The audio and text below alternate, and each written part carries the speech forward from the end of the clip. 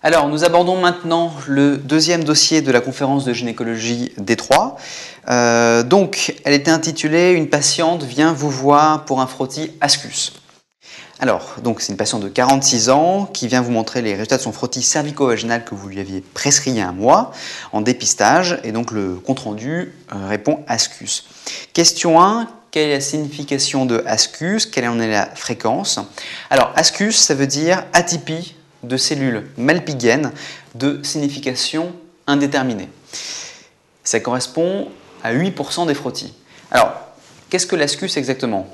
L'ascus, il faut essayer de comprendre cela comme un joker pour l'anatomopathologiste. Ça veut dire qu'il voit une anomalie, ou peut-être, sur le frottis, mais il n'arrive pas très bien à conclure ce que c'est, et donc il dit ascus.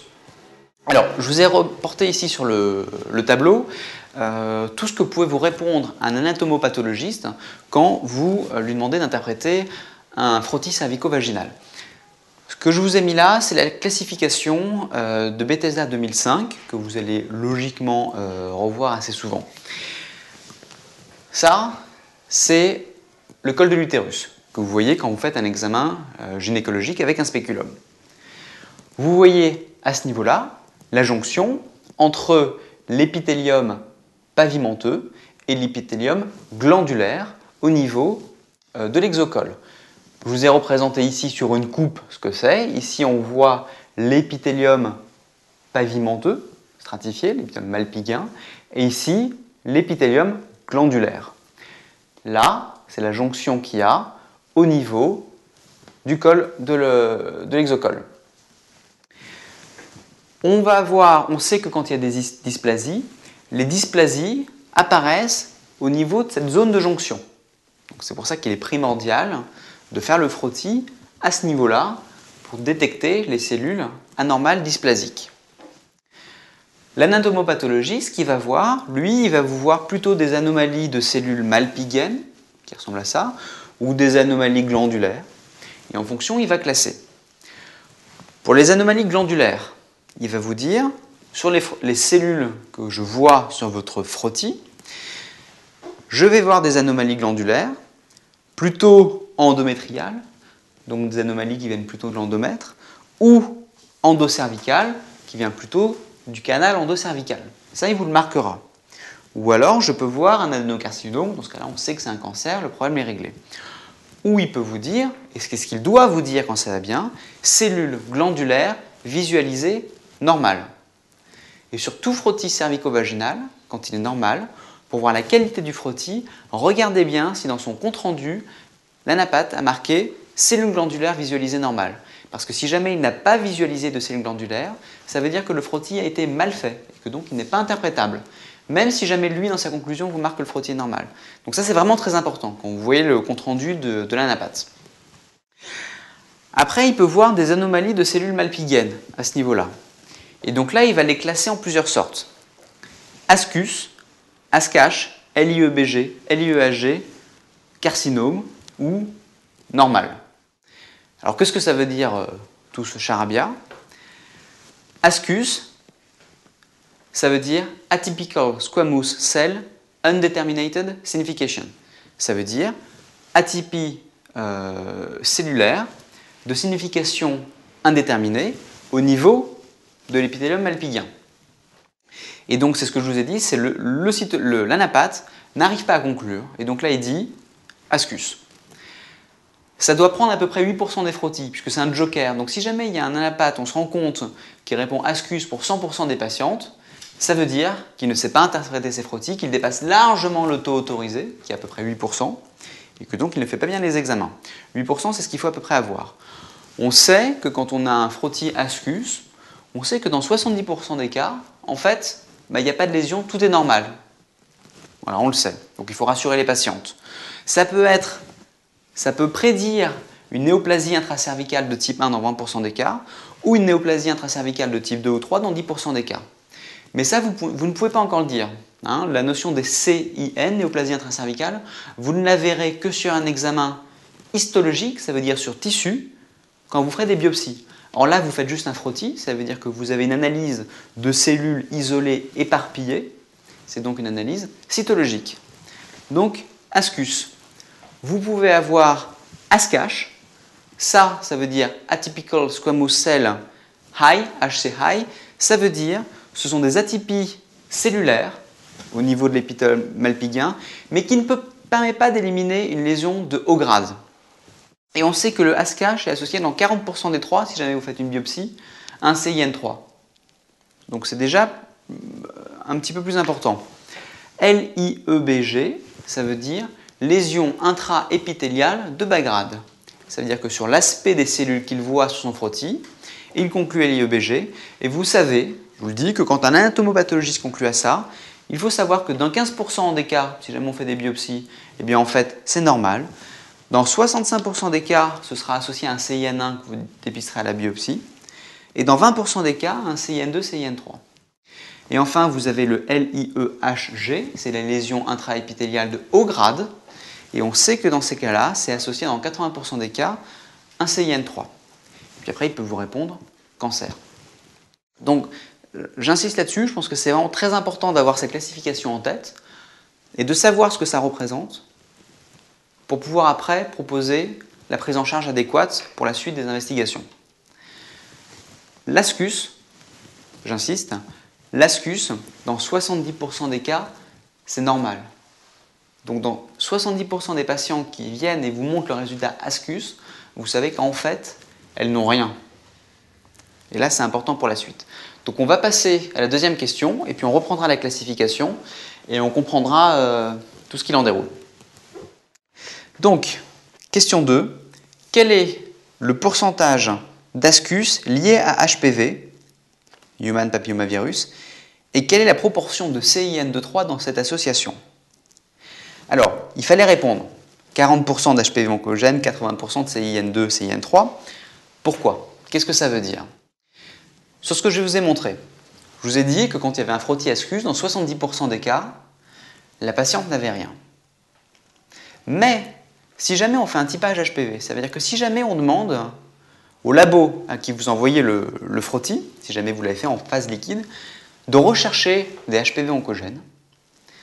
Et si jamais il trouve des HPV oncogènes, et il va en trouver dans 40% des cas, eh bien on sait qu'une patiente qui a un HPV oncogène et un ASCUS, dans ce cas-là, eh bien on sait que dans 80% des cas, elle aura à la biopsie un CIN2-3. Ça veut dire que vous la faites passer d'un groupe ASCUS simple qui n'était pas à risque d'avoir une néoplasie intracervicale à un groupe très à risque d'avoir une néoplasie intracervicale de grade 2 ou 3, ce qui est assez élevé.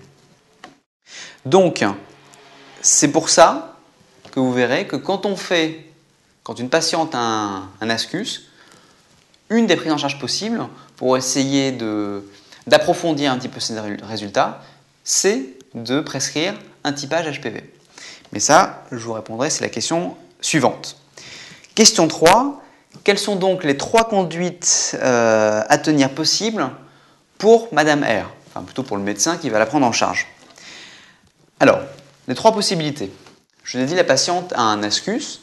Ça veut dire que dans 70% des cas, elle n'a rien, mais qu'elle peut quand même avoir un CIN1, 2 ou 3.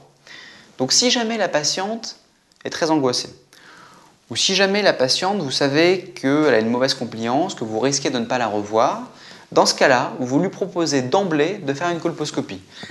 Ça veut dire que vous lui proposez de faire un nouvel examen gynécologique un petit peu poussé, avec, on verra la question suivante, une grosse loupe, des colorants spéciaux qui permettront de voir si jamais il y a des régions anormales à biopsier. On biopsiera ces régions et si jamais il y a un problème, dans ce cas-là, on pourra proposer un traitement adéquat. Vous pouvez lui proposer de faire le typage HPV. C'est-à-dire que madame, avec un ASCUS, on sait que dans 70% des cas, vous ne risquez rien, mais je vous propose de faire le typage HPV, et comme ça, si jamais on voit que vous n'avez pas de HPV, eh bien on sait que si vous n'avez pas de HPV, vous ne pouvez pas avoir de néoplasie intracervicale, puisque les néoplasies intracervicales sont liées à HPV. Donc vous n'avez pas de HPV, on arrête là. En revanche, si jamais vous avez un ASCUS plus un HPV oncogène retrouvé, dans ce cas-là, on sait que vous avez un risque assez élevé de faire un CIN2-3, et dans ce cas-là, on lui proposera de faire une colposcopie éventuellement avec des biopsies. Enfin, On peut lui proposer, si jamais la patiente ne souhaite pas avoir de nouvelles investigations, que ce soit simplement le typage HPV ou la colposcopie, on peut lui dire « Madame, dans 70% des cas, vous risquez de ne rien avoir, donc je vous propose de vous revoir dans 6 mois et de refaire un frottis. Et éventuellement, si jamais il y a une pathologie, et bien dans ce cas-là, on fera une colposcopie. Donc une simple surveillance. » La colposcopie doit-elle être suivie d'une conisation? Alors non, et non, non, non, non, non. La colposcopie, c'est un examen qui va vous permettre de voir des lésions invisibles. C'est-à-dire que vous allez prendre une grosse loupe, et alors que le col paraît sain, puisque c'est du dépistage, on ne voit rien encore, vous allez appliquer différents colorants, on détaillera par la suite, qui vont vous permettre de faire ressortir des lésions dysplasiques. Et là, vous allez les biopsier. Donc en fait, quand vous faites une colposcopie, parfois vous ne pouvez ne rien voir, et donc finalement il n'y a rien, donc il n'y a pas forcément besoin de faire une biopsie. Généralement, on en fait. Et si jamais vous voyez quand même une lésion qui paraît anormale, vous la biopsiez. Et la biopsie peut dire, ben voilà, c'est normal, en fait, il n'y a rien. Ou ça peut vous répondre CIN1. Dans ce cas-là, il n'y aura pas forcément besoin de faire une conisation, ou elle peut vous répondre CIN2, CIN3. Et dans ce cas-là, on sait que le traitement de CIN2, CIN3, surtout CIN3, c'est la conisation. Ça veut dire que c'est retirer de façon chirurgicale au bloc opératoire, avec une anesthésie, l'extrémité du col qui contient la région dysplasique, qui permet à la fois de faire le diagnostic encore plus approfondi de la lésion, et puis de traiter la patiente. Donc qui dit colposcopie ne dit pas forcément conisation. La colposcopie est un examen diagnostique, et en fonction du résultat de la colposcopie et de l'examen anatomopathologique de la biopsie, on propose un traitement, qui peut être une conisation, mais pas forcément. Donc c'est important à savoir. Je passe donc à la question suivante. Question 4. Madame R voudrait des renseignements justement sur la colposcopie, son déroulement, comment ça se passe. Que lui répondez-vous? Et moi je vous posais la question, quel est l'apport du Lugol et de l'acide acétique pour vous aider un petit peu? Alors, la colposcopie, je vous ai déjà un petit peu expliqué. Donc c'est un examen gynécologique, un petit peu plus poussé, qui se fait hors période de saignement. Ça veut dire qu'il ne faut pas que la patiente ait ses règles, sinon vous ne verrez rien. Donc vous lui dites de prendre un rendez-vous hors règles. Et vous lui dites d'essayer, en fonction de son calendrier, de venir plutôt vers, en période d'ovulation, ça veut dire vers J12-14, J12-J14, parce qu'on sait qu'à ce moment-là, pendant ces périodes d'hyperoestrogénie, qui correspondent à ce milieu de cycle, eh bien, il y a une éversion de la zone de jonction entre l'épithélium pavimenteux et l'épithélium cylindrique que je vous ai montré tout à l'heure sur le schéma. Ça l'éverse et donc ça la rend beaucoup plus accessible à l'examen. Et il faut visualiser cette zone, puisque c'est à ce niveau-là que vont apparaître les zones de dysplasie. Donc vous lui dites, voilà, madame, vous viendrez plutôt vers J12, J14 de votre cycle, au cabinet. À ce moment-là, l'examen se fait, la patiente est en position gynécologique standard, il n'y a pas besoin d'anesthésie, vous prenez un spéculum sans lubrifiant, parce que si jamais vous mettez un lubrifiant, ça peut perturber un petit peu votre analyse quand vous allez appliquer les différents produits qu'on va voir par la suite et faire les prélèvements, et vous utilisez une grosse loupe. Binoculaire, ça veut dire que, alors il faut le voir, mais en fait c'est un espèce d'appareil que vous mettez devant vous, comme ça, avec de loupe, et ça vous permet de voir le col en très très gros et de voir toutes les petites anomalies qu'on ne pourrait pas voir comme ça à l'œil nu. Là, vous allez faire, sur un schéma à côté de vous, vous allez dessiner le col, et en direct, tout ce que vous verrez, vous le reporterez sur ce schéma, qui devra être daté et signé. La première chose que vous allez faire, c'est que vous allez appliquer avec une compresse un peu de sérum physiologique pour enlever les quelques sécrétions qu'il peut y avoir à ce niveau-là et bien voir l'épithélium et voir si jamais il n'y a pas des anomalies de vascularisation, de petits vaisseaux qui pourront attirer votre attention sur des régions à biopsier. Après, vous allez appliquer avec une compresse de l'acide acétique. Donc l'acide acétique va permettre de bien visualiser, de faire ressortir en blanc la zone de jonction. Donc vous allez voir une petite zone de liseré blanc au niveau de la zone de jonction de l'épithélium pavimenteux et cylindrique, donc vous devez la voir. En plus, ça permet de faire précipiter en blanc les régions acidophiles qui correspondent à des zones dysplasiques. qui sont plus riches en protéines intracytoplasmiques. Donc l'acide acétique vous permet d'une part de visualiser un petit liseré blanc qui correspond à la zone de jonction, plus de voir des zones blanchâtres qui sont des régions peut-être de dysplasie. Une fois que vous avez fait ça, vous allez appliquer le Lugol. Donc le Lugol, c'est un produit plutôt foncé avec une compresse, donc c'est pour ça que vous le mettez en dernier. Et le Lugol, ça va colorer en brun foncé l'épithélium malpigien normal, parce que l'épithélium malpigien normal est riche en glycogène, et justement ça va être coloré, alors que les zones dysplasiques, elles sont pauvres en glycogène et vont apparaître beaucoup plus claires. Donc en fait, bon, il faudra le voir quand vous passerez en gynéco, mais vous mettez ce produit qui est brun foncé, ça va colorer tout en brun foncé, sauf des régions qui restent claires, et donc là vous savez que tiens, c'est une région à biopsier. Une fois que vous avez fait ça, et bien dans ce cas-là, vous faites les prélèvements. Et tous les prélèvements que vous voyez, tout ce que vous voyez comme zone où on voit l'apparition de petites taches blanches avec l'acide acétique ou alors qui sont iodo-négatives avec le Lugol, vous les marquez sur votre schéma et daté signé, vous marquez où est-ce que vous faites les biopsies et puis vous envoyez l'anapathe. C'est quelque chose qui ne prend pas beaucoup de temps, qui n'est pas douloureux et qui est primordial. Question 5. Je vous disais finalement que Madame R préférait une colposcopie d'emblée devant son ascus et vous la renvoyez un mois plus tard avec le résultat. Donc le résultat, je vous disais, colposcopie satisfaisante, jonction vue, CIN1. Que lui proposez-vous? Donc là, vous comprenez bien ce que ça veut dire. La colposcopie satisfaisante, ça veut dire qu'on a réussi à bien faire l'examen, on a vu tout le col. La jonction a été vue grâce à l'acide acétique, donc ça veut dire que c'est de bonne qualité.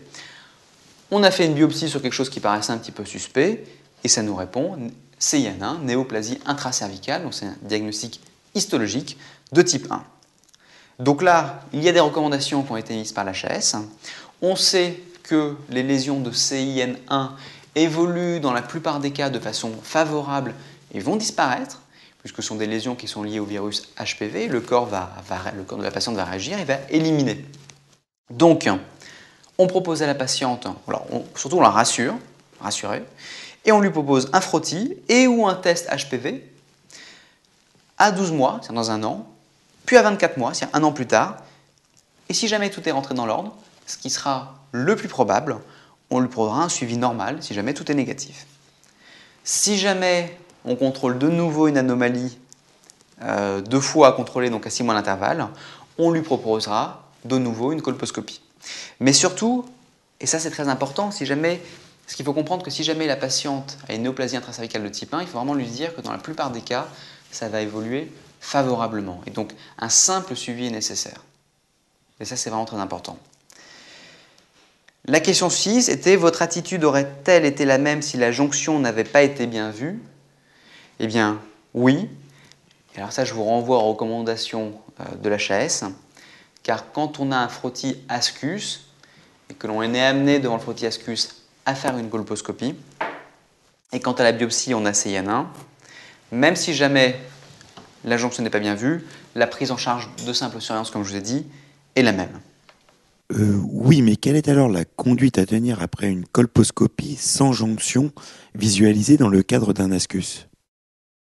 Alors, c'est exactement la question. Je vous dis, voilà, la question précédente était la jonction est vue, on a un ascus, on fait une colposcopie, la jonction est vue, on fait une biopsie, c'est un CIN1. Et bien dans ce cas-là, même si jamais en fait la jonction n'était pas vue, eh bien ça revient au même. Alors vous allez me dire, je vous ai un petit peu piégé, mais c'était juste pour vous faire réagir et vous faire voir cette petite notion qu'il y a dans les recommandations de l'HAS, pour ne pas que vous fassiez la faute, parce que je pense qu'on peut vous poser la question, et éventuellement c'est possible. Voilà, alors si jamais après la patiente avait de nouveau des lésions qui persistaient, on sait que si jamais la jonction est bien vue, ça veut dire qu'on sait qu'on n'est pas passé à côté d'une autre lésion qui serait plutôt endocervicale profonde et qu'on n'aurait pas pu diagnostiquer. Donc si jamais la jonction est bien vue et qu'il n'y a que de CIN1 et que ça persiste, on sait qu'on peut proposer à la patiente un traitement par laser. En revanche, si jamais la jonction n'est pas bien vue, ne faites pas de laser parce que vous risquez de ne pas diagnostiquer une lésion plus importante qui serait en endocervicale. Et dans ce cas-là, si jamais vous décidez de traiter la patiente que ça persiste, il faudrait plutôt faire une conisation pour retirer tout, avec y compris une petite partie d'endocervicale, pour pouvoir l'analyser correctement grâce à un examen anatomopathologique. Donc c'est là qu'on pourra faire une petite différence. Mais du point de vue du suivi, quand vous avez un ascus, vous faites une colposcopie, que vous voyez ou pas la jonction et que ce soit un CIN1, la prise en charge est la même. Question numéro 7, alors ça c'est vraiment très important, Madame R a entendu parler d'un vaccin contre le cancer du col et elle voudrait savoir si sa fille de 15 ans pourrait en bénéficier. Et je vous demandais de répondre à la question et de lui expliquer les principes du vaccin, les indications. Alors, ce vaccin dont elle a entendu parler, c'est un vaccin contre HPV, Human Papillomavirus, qui est contre les HPV oncogènes. Alors, qu'est-ce que ça va faire ce vaccin? Il faut lui expliquer que c'est un vaccin qui va induire la formation d'anticorps neutralisants qui vont être dirigés contre les protéines de la capside de HPV. Alors, il y a deux types de vaccins sur le marché. Il y a un vaccin qui est quadrivalent, ça veut dire qu'il agit sur 4 types d'HPV, 6, 11, 16 et 18. 6, 11, 16 et 18.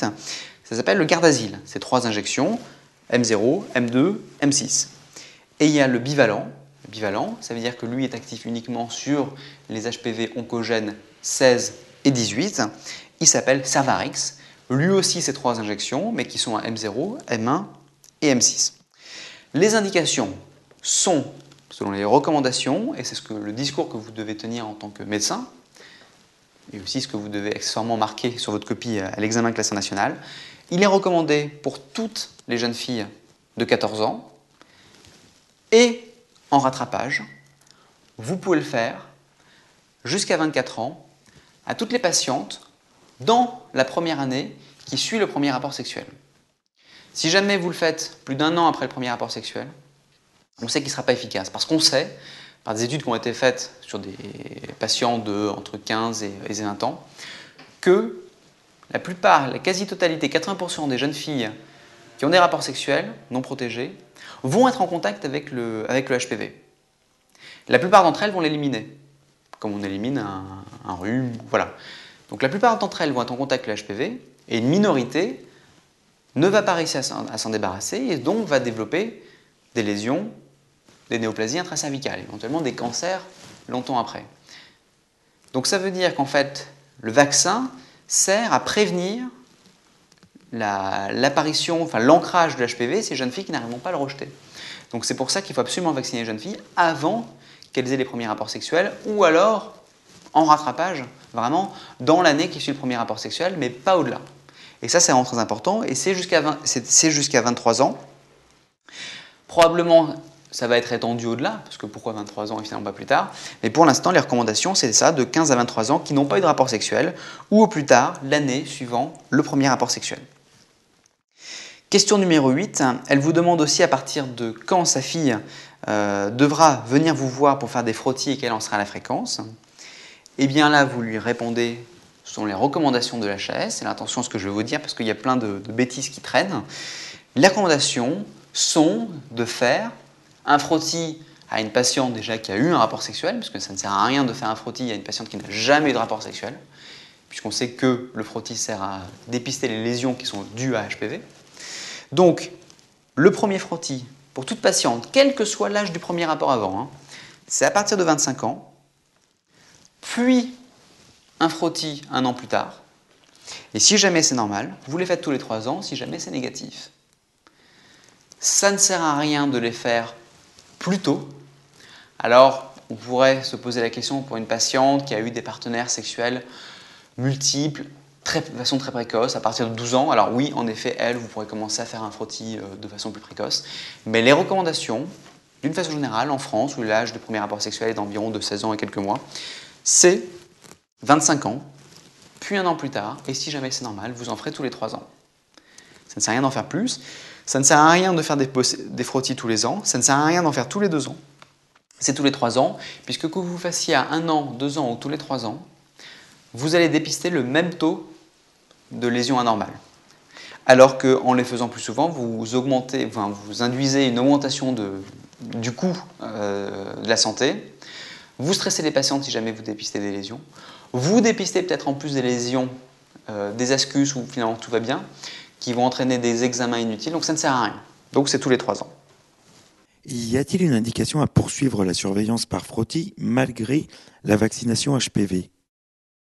Alors la réponse est oui, oui, oui, pour l'instant. Je vous ai dit que les vaccins qui existent actuellement, que ce soit le quadrivalent ou bivalent, agissent sur les HPV oncogènes 16 et 18. Parce que le quadrivalent qui agit sur le 6 et 11, ces 6 et 11, en fait, ils induisent plutôt la formation de ce qu'on appelle des verrues, donc ça ne protège pas du cancer. Et le 16 et 18, eux, sont des HPV oncogènes. Mais on sait que ça va protéger pour 70% des cancers. Parce que 30% des cancers actuellement du col de l'utérus sont liés à d'autres HPV oncogènes. Donc ça veut dire que vacciner va permettre de pouvoir protéger contre 70% des cancers qui a lieu actuellement, mais 30%, il faudra quand même surveiller.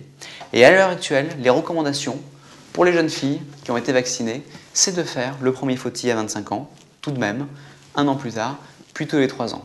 Pour l'instant, ça ne change pas. Il est possible que dans quelques années, ça soit modifié, parce que l'épidémiologie du cancer du col et de l'HPV va être modifiée grâce à la vaccination, et peut-être qu'on pourra espacer, faire d'autres choses, mais pour l'instant, vous dites bien à la patiente que le fait que sa fille soit vaccinée n'empêche pas qu'elle soit suivie régulièrement par frottis, voilà, comme c'est recommandé pour toutes les patientes. Voilà, donc c'est la fin du dossier. Je veux juste insister sur un point particulier à partir du tableau que je vous ai fait tout à l'heure. On sait que les lésions, les anomalies au niveau du frottis, ou les dysplasies cervicales, sont induites par le HPV, par le Human Papillomavirus. Donc, une patiente qui a un CIN1, qui a un CIN2, qui a un CIN3, qui a un carcinome, c'est lié au HPV. Il y en a plusieurs sortes. Ça veut dire que quand vous avez une patiente qui fait un ascus, je vous ai dit que l'ascus, on ne sait pas ce que c'est, que dans 70% des cas, c'est rien du tout. Là, il y a un intérêt à demander un typage HPV parce que on ne sait pas à quoi correspond le ascus, si ça se trouve, c'est juste une inflammation qui n'a rien à voir avec une dysplasie. Et donc, le fait d'avoir une association ascus-HPV, on a vu que c'était à haut risque d'avoir une lésion. Donc, c'est une indication de le demander.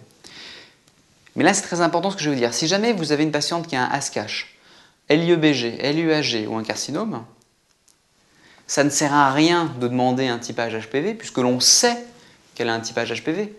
Puisque c'est la HPV qui est responsable de ça, puisqu'on sait que c'est quelque chose de pathologique. De même, si jamais vous avez la biopsie un CIN1, un CIN2, un CIN3, est-ce que ça sert à quelque chose de rechercher un HPV? La réponse est non, puisque si jamais il y a une dysplasie, c'est que forcément il y a eu un contact avec le HPV, donc ça ne sert à rien de le rechercher. La seule indication de la recherche de HPV et de son typage, c'est quand on a un ascus, parce qu'on veut savoir si ce qu'on voit, est-ce que c'est quelque chose qui annonce une dysplasie ou pas, ou alors pour le suivi, pour des patientes qui ont des anomalies et qu'on veut voir si jamais elles persistent. Dans ce cas-là, on peut demander le typage HPV, parce que si jamais il n'y a plus d'HPV, on sait qu'il n'y a plus de problème. Parce qu'il n'y a pas de lésion sans HPV. Voilà, donc je voulais juste insister là-dessus, parce que je pense que ce n'est pas forcément clair à la première lecture pour tout le monde.